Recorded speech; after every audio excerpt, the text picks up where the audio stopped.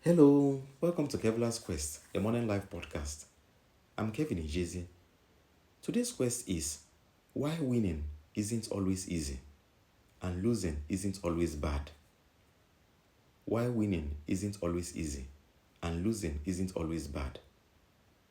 You might hear the word privilege and think it's something good, and losing, that's obviously bad, right? But here's the twist.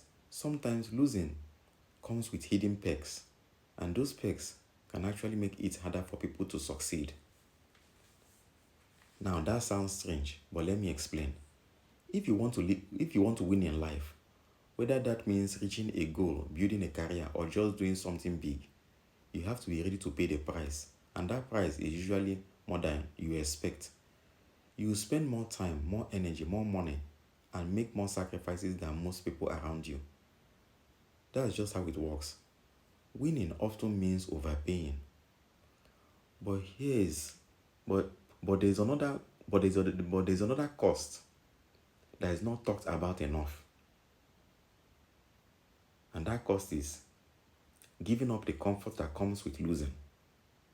Yes, losing has its own kind of privilege, and many people, without even realizing it, hold on to that privilege because it feels safe.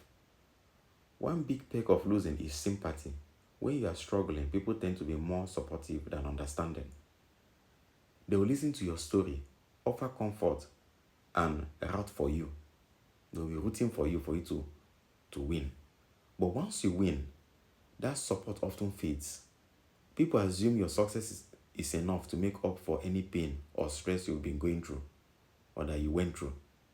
They stop seeing your struggles because they think you've made it. And that can be lonely. Success isn't universal. Suffering is. Most people know that. Most people know what it's like to struggle, but not everyone knows what it's like to succeed. So they can't always relate. Some might even envy you, which makes it harder to connect.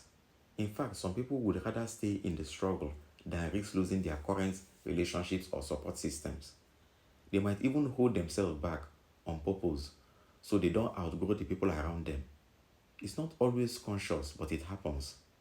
Another thing winners lose, another thing that winners lose in all this is emotional backup. When you are the underdog, people cheer you on. But once you are on top, they start rooting for the next challenger. The longer you stay successful, the more people want to see someone else rise.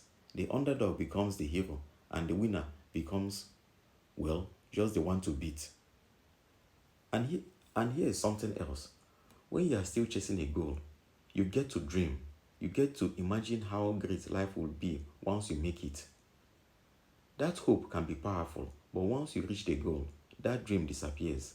Now you are maintaining what you've built, and that's not always exciting. It can feel flat or even scary. Some people reach their goals and realize they are still not happy. That's a tough that's a tough pill to swallow. Without a dream to hold on to, they start to wonder if happiness is even possible. And that's when things can go off track. Winning also comes with pressure. Winning also comes with pressure, expectations, responsibility. People don't usually hold losers accountable. They think they've suffered enough. But winners, they are expected to perform, to lead, to keep it all together, and that can be overwhelming. Sometimes people get close to success and then back away.